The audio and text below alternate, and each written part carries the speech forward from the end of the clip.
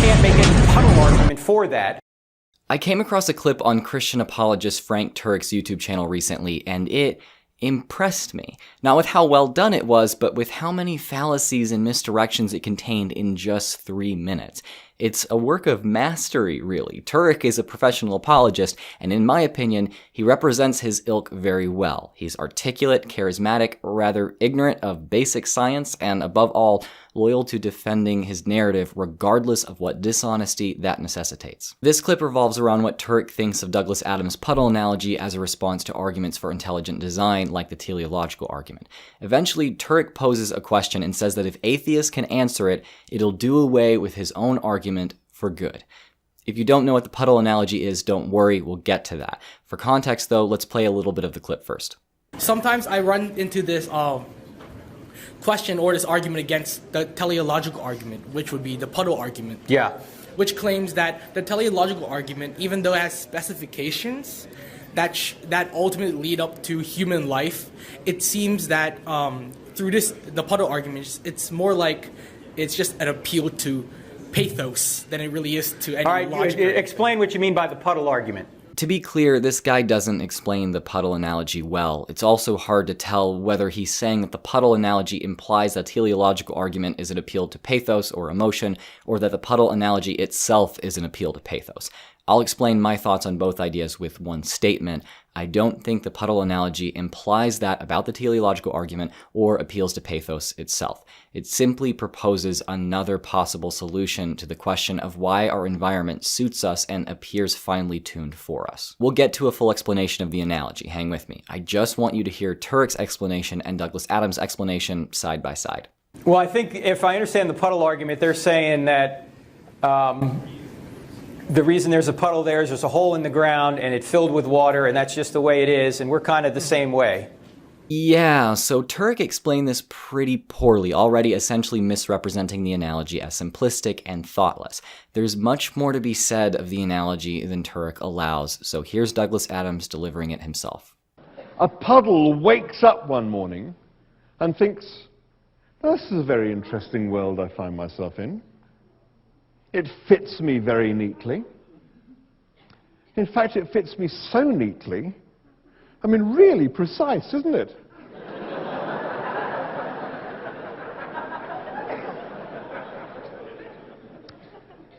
It must have been made to have me in it. Pretty different when explained properly, huh? It would have been respectable if Turek actually correctly represented the analogy, but as you'll see, honesty is not exactly easy for Turek. It's kind of like what we're doing is we see a target, we see an arrow in the wall, and we go up and draw a bullseye around it. Yeah. Actually, yes, I would say that's a good way to describe what Turek and the intelligent design crowd do. As he continues, I think you'll see why. Okay. Well, I don't think that works for a number of reasons. One reason, obviously, is the universe had a beginning, and secondly, a fine-tuned beginning.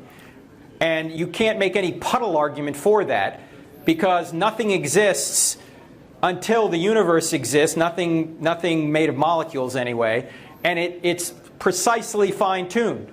If it were changed any way, slightly, any one of those factors, slightly, nothing would exist or nothing livable would exist. So what Turek did here is just say, that's not what I'm doing, and then just restate the teleological argument. He doesn't even contend with the puddle analogy. In case you're wondering, the statement that the universe had a beginning or that the nature of the cosmos is such that it allows for life as we know it to exist is no problem for the puddle analogy. The analogy just shifts perspectives, presenting the possibility that the universe existed first and that we, in our evolution, came to exist as a creature which fits its pre-existing environment. Very simply put, it entertains the thought that we are a result of adaptation to our environment rather than asserting that the environment was built specifically to accommodate the capabilities and limitations of humans. Given that the fossil record demonstrates that modern humans have been around for a couple 100,000 years at most, and radiometric dating of ancient rock formations like zircon crystals show Earth to be over 4 billion years old, I think it's worth entertaining the idea that we adapted to what was already here. Getting back to Turek, it's pretty obvious that he's heard all this before, so what I have to conclude is that Turek has either heard this repeatedly and still doesn't understand it, or that he understands this argument, can't properly refute it, and chooses to restate his previous argument in hopes of distracting everyone away from the point he can't refute. Now, I highly doubt that Turek is actually unintelligent enough to not understand the puddle analogy, so that leaves the other possibility that Turek is dishonest. Okay, so there appears to be intelligence behind the universe. Turek can state this all he wants, but the universe's intuitive appearance to anyone means nothing until they can demonstrate that there is intelligence behind the universe. Again, Turek just restates a talking point that doesn't contend with the puddle analogy because he can't contend with the puddle analogy. The analogy directly acknowledges that the universe appears designed, and it poses an explanation for why that appearance is deceiving. Secondly, the genome that we mentioned earlier, the 3.2 billion letter genome, is like a software program. You could compare genetic sequences to binary code. Sure, there are certainly similarities there. Does that demonstrate that there is intelligence behind genetic sequences, though? No. This point is intuitive, and that may be convincing to some, but it ultimately proves nothing. Show me the supernatural design process of its creation. Show me its creator directly. If you can't, asserting that it was designed is unjustifiable. If you're walking along the beach and you see in the sand, John loves Mary, you don't go, gee, the waves made that. Or the crabs came out of the water and made that message in the sand, right? You know immediately that that message must be the product of a mind. I can't believe that people are still unironically using this analogy. This material is ancient, and it's just a permutation of William Paley's centuries-old watchmaker analogy. In short, this argument is flawed because it's a false analogy. It implies that because two things, the letters in the sand and DNA, share one quality, complexity, that they must share another quality, design. This is logically fallacious. They don't have to share another quality. I've linked a video from Rationality Rules in the description which debunks this further. What Turek doesn't state here is that while letters in the sand have been proven to be products of human creation, DNA has been shown to grow and change naturally without any observed creator. In all our prior experience, messages always come from minds. Messages are a product of the mind, but not in the way Turek thinks. Things which are perceived as messages don't require an intelligent creator, they only require an intelligent interpreter. An event, a sound, a physical object does not have to be intended as a message to be perceived as one. More on that later. Now that's just a few letters long, or a couple of words long. But imagine a message 3.2 billion letters long in every one of our cells. If John loves Mary requires a message, a messenger, a mind, then a software program 3.2 billion letters long also seems to require a mind, a great mind, to create. Again, this argument from complexity is fallacious. I've done all I need to do to refute it in this video already, but seriously, if you want to hear it taken down in even greater depth, go watch the Rationality Rules video I've linked in the description. And look, atheists can get rid of the argument from information in DNA by simply answering this question: what natural laws can create messages? This is really easy, actually. Again, messages require only an interpreter to exist. If I gave an example of a perceived message existing but then being shown to be caused by natural forces, would that satisfy this question? It would, right? Okay, then I'll cite multiple examples. In 1976, NASA's Viking 1 spacecraft orbited Mars and took a photo of its surface, which revealed a rock structure that appeared just like a humanoid face. NASA released the photo to the public, and many saw it as an intelligently created structure meant to convey some artistic meaning or a signal to humans on behalf of Martians. When Mars Global Surveyor photographed the same structure again in 1998 with a much better camera, the formation was shown to be a natural formation with no features of a face. The appearance of a face was the result of shadowing and a low-resolution camera. Nature communicated a message without intent. On May 28, 585 BC, the Medes and Lydians battled in what is now Turkey. The battle ended and both sides agreed to a truce when the soldiers saw a solar eclipse.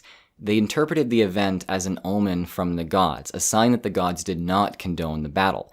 Now we know that eclipses are natural phenomena easily forecasted by the predictable orbits of the moon and Earth.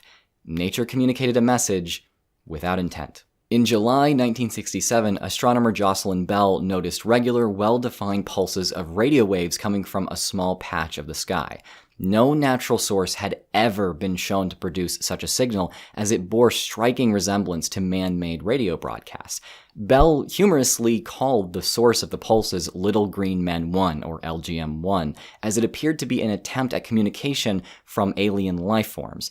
In other words, a message. People buzz with excitement about receiving a message from extraterrestrials. With further study, though, Bell found several more sources of similar radio pulses in the sky. Astrophysicist Thomas Gold then found that the pulses were just a result of rapidly rotating neutron stars. They were given the name pulsars. Nature communicated a message without intent. I could keep going, but do you see my point? Those occurrences were all taken as messages by large numbers of people at some point. Their existence has been explained, however, by natural forces. Now that I've answered that question, will Turek get rid of the argument from DNA, as he calls it? I hope so, because it's awful. There's only 4 known natural forces: gravity, the strong and weak nuclear forces, and electromagnetism, light. Which one of those 4, or combination thereof, can create a software program? Well, just for good measure, let's dive into the science that explained how the laws of nature create DNA. Keep in mind, this stuff is a simple Google search away. Turek, however, has been trying to answer the question of where DNA came from with nothing but theology, when the answer has been within the field of biology all along. DNA naturally replicates in the production of a new life form. In this process, most of its structure is copied perfectly, but there are often mistakes made, such as imperfect duplicate copies of certain base pairs. Imperfect copies of previous organisms' DNA can lead to differences in gene expression within the larger organism. Some of these mutations can prove beneficial in helping the organism survive longer and produce more offspring. Then, those beneficial mutations are passed on to more offspring than differently mutated genes and preserved in future generations. DNA sometimes adds new genes to itself without any intent. Over a long enough period of time, DNA can change from rather short and simple to extremely long and complex.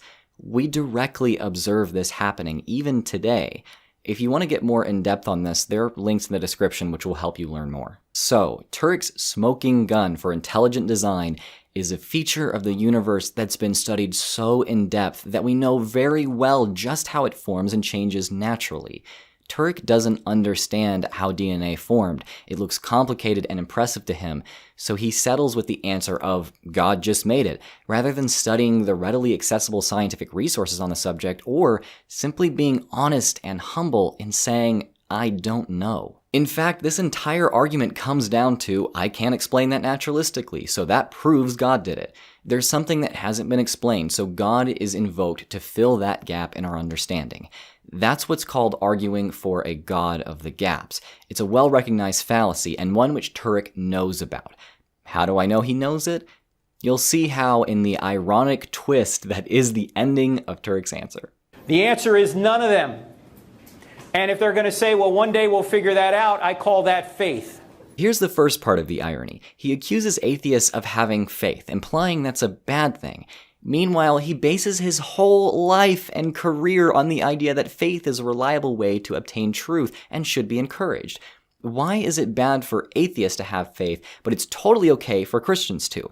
That's blatant and laughable hypocrisy. To be clear, I don't think that faith is a reliable path to truth, and I strongly discourage its belief or invocation. Still, this guy, once again, is too dense to understand this hypocrisy or is too dishonest to recognize it, and I don't think he's too dense. This is so manipulative of his impressionable audience. It's gross. That's called natural law of the gaps. Here's where the real irony comes in. Turek bases his whole argument on naturalism hasn't explained it, so God must have done it, while poking fun at the natural law of the gaps fallacy. Here's the thing, Turek. 1, DNA can and has been explained naturalistically. You just don't know that because you're scientifically illiterate. 2, the difference between you, a Christian, and myself, an atheist, is that when we see something that we can't explain, you say, God did it, and I say, I don't know. I don't ask that anyone assert that naturalism can explain everything. All I ask is that when you don't know something, don't make up an unproven explanation so that you don't have to admit that you don't know. Just admit ignorance and then research it from there. That's the basis of intellectual honesty, and I hope the viewers of this video hold to that themselves. I have really little hope for Turek, though, because as we've seen here, honesty is not his strong suit. Thanks for watching. I've been Drew of Genetically Modified Skeptic. As always, go ahead and subscribe, check out my Patreon, follow me on Twitter and Facebook at GM Skeptic, join my Discord, and until next time, stay skeptical.